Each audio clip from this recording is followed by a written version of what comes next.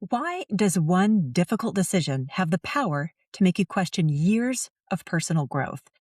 You start trying to decide whether to apply for a position, take on a project, or say yes to an opportunity.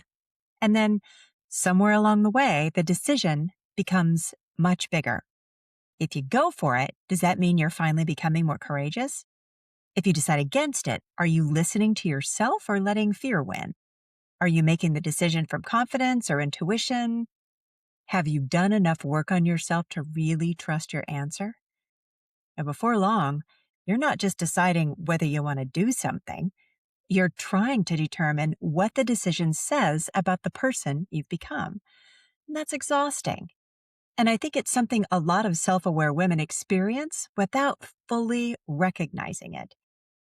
Look, you've spent years trying to understand yourself.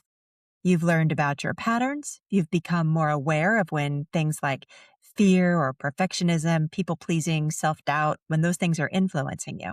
And that awareness can be genuinely useful. But there's a point where working on yourself starts to feel like constantly supervising yourself. Every thought gets examined. Every reaction gets questioned, and every choice becomes evidence that you're either making progress or backsliding.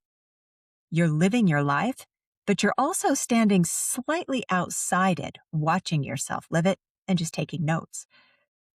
That's what I want to talk about today. How to stop treating yourself like a project and start relating to yourself as a person.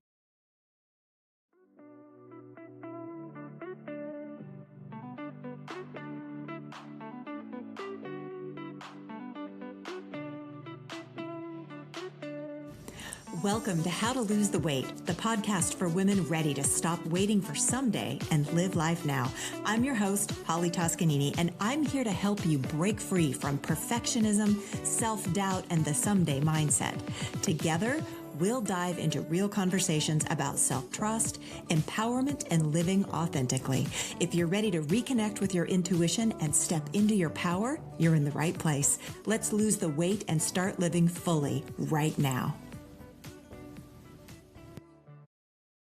Welcome back to How to Lose the Weight. I'm Holly Toscanini.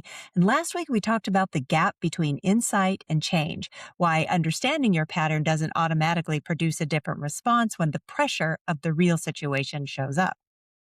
Insight helps you see the pattern, but acting differently, making a different decision, that takes practice. And today we're going to add another layer to that conversation, especially for women who have spent years reading, reflecting, going to therapy, listening to podcasts, and trying to become more intentional.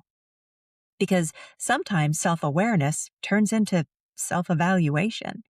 You stop asking, what do I want to do here? And you start asking, what would be the healthiest, most confident, most self-trusting version of me do? That may sound like a useful question. And, sometimes it is. But it can also pull you away from the woman who's actually making that decision. The woman who's tired. The woman who has conflicting feelings about things. The woman who has grown enormously and still gets scared. When you're always trying to respond as the most evolved version of yourself, your real reactions can start to feel like evidence that you haven't made enough progress. So here's what happens when personal growth turns into some kind of performance standard. You notice that you're anxious and immediately wonder what the anxiety means. You feel guilty about saying no and then worry you haven't learned how to hold a boundary.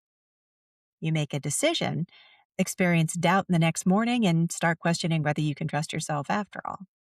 The decision begins carrying far more weight than it was ever meant to hold. It has to solve the situation in front of you while also proving that you've healed and grown and learned the lesson. That's a lot to ask of one decision. Now, there's a quiet belief underneath this that I want to name. Once you've done enough inner work, you'll know exactly what you want. You'll feel clear. You'll move forward with zero hesitation. You won't need reassurance or ever second guess yourself afterwards. Real decisions, well, they're rarely packaged up that neatly. You can want something and feel afraid of it at the same time. You can know that saying no is right for you and still feel uncomfortable when somebody else is disappointed. You can make a thoughtful decision and then keep wondering about the road you didn't take. None of those feelings automatically mean you made the wrong choice. They mean you're a person making a decision that matters. But when you've started expecting confidence and clarity from yourself as the baseline, those ordinary mixed feelings start to look a lot like a problem that needs to be fixed before you can make the next move. So you keep working on yourself. You try to become more confident before applying for that new job. You wait for the guilt to settle down before having that difficult conversation, or maybe you look for just one more insight that will finally make the decision obvious to everybody. Meanwhile, the decision stays exactly where it is. This is one of the ways personal growth can quietly become just another form of waiting. You're waiting to become the version of yourself who makes the decision correctly. The trouble is that version keeps moving and changing. On Monday, you feel clear. On Tuesday, doubt creeps in. You write the email and feel relieved, and then you reread it and wonder if you were a little too direct. You decide to take that opportunity and feel excited, and then you imagine what could go wrong and you question the whole thing. If emotional consistency is the standard you have to meet before trusting yourself, you're going to be waiting a really long time, because self-trust doesn't require you to feel the same way every single day. It means you can stay in relationship with yourself while different feelings sort of come and go. Working with yourself starts right there. It sounds less like, why am I feeling this? I thought I'd move past it. And sounds more like, I'm feeling anxious about this. Let me understand what the anxiety is actually trying to tell me. There's a difference between listening to a feeling and letting that feeling make the decision for you or make you feel like there's something wrong with you. Now, anxiety might be telling you the choice matters. It might be reacting to genuine uncertainty, and it might also be pointing toward a real concern that's worthy of your attention. You can hear all of that without assuming the anxiety means stop. The same is true of feeling guilty. If you set a boundary and feel guilty, the guilt might be connected to years of believing that being a good girl means keeping everybody else happy. It might also be telling you something about how you handled the conversation. You can be curious about that feeling without immediately reversing your decision. That's what working with yourself looks like. You listen, you ask what's happening, you stay open to real information, and you remember that every thought and feeling doesn't need to become some kind of instruction that you have to follow. When you're constantly working on yourself, the tone inside your head can become surprisingly managerial. You monitor yourself for signs of avoidance. You check whether you're acting from fear. You watch for old patterns to show up again. And at first, this might feel responsible because you don't want to repeat the same mistakes. But over time, that level of internal surveillance can make everything seem so much louder. Every hesitation seems significant, and every doubt demands an explanation. Even small shifts in your mood can make you question a decision you made yesterday. You might start to believe that if you stop watching yourself so closely, everything you've worked so hard for is going to unravel. And that's a difficult way to live. It means you're never fully on your own side. You're always both the person being evaluated and the one conducting the evaluation. Now, working with yourself has a different quality. You're still paying attention, but you're not treating yourself like somebody who needs constant supervision. When you notice you're overthinking, instead of criticizing the overthinking, you might pause and ask yourself, all right, this decision feels important and I'm trying to think my way to a guarantee. So what information would actually help me right now in this moment?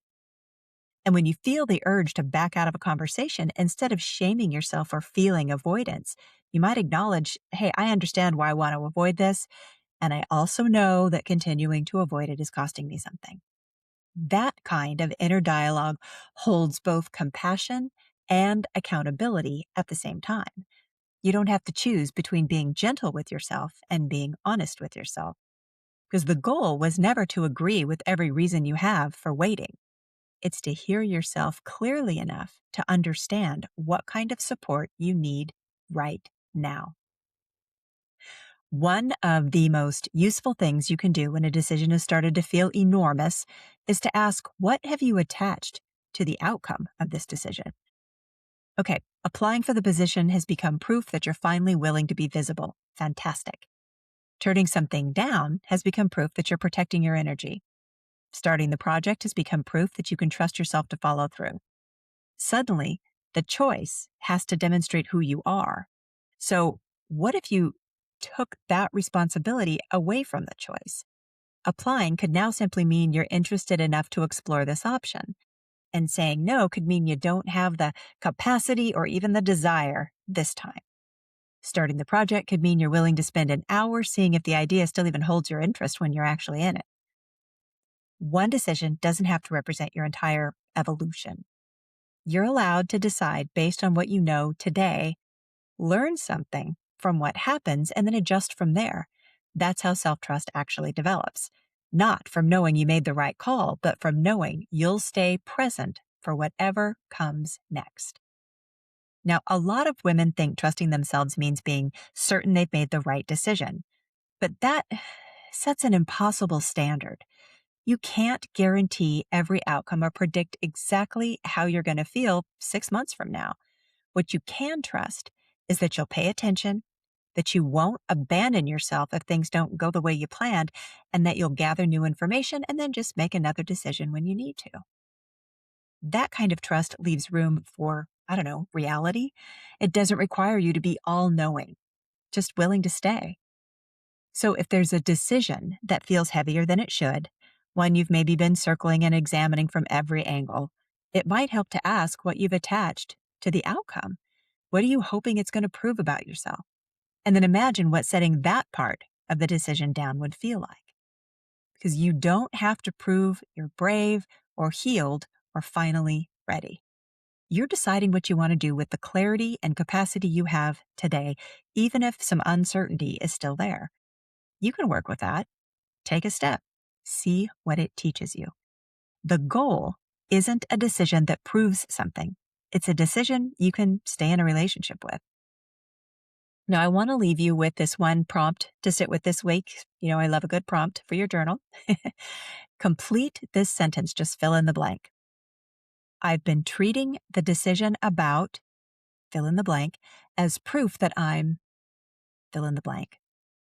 Maybe the decision has become proof that you're brave enough to make that change. Maybe it's become proof that you've learned to trust yourself.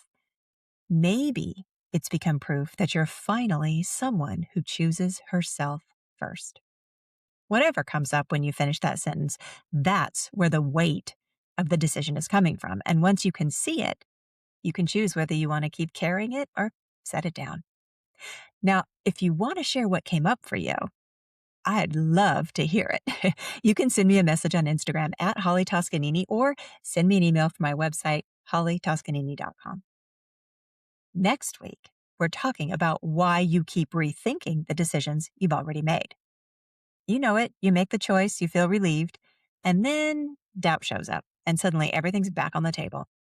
We'll talk about why doubt after a decision doesn't automatically mean the decision was wrong, and how to let a choice stand long enough to actually learn something from it. Until next time, thanks for joining me. Bye for now. Thank you for tuning in to How to Lose the Weight. If you enjoyed today's episode, be sure to subscribe so you never miss a conversation. And if you found value in this episode, I'd love it if you could leave a review. It really helps the show reach more women like you who are ready to step into their power. For more insights and inspiration, follow me on Instagram at Holly Toscanini or visit hollytoscanini.com. Until next time, remember, stop waiting and start living.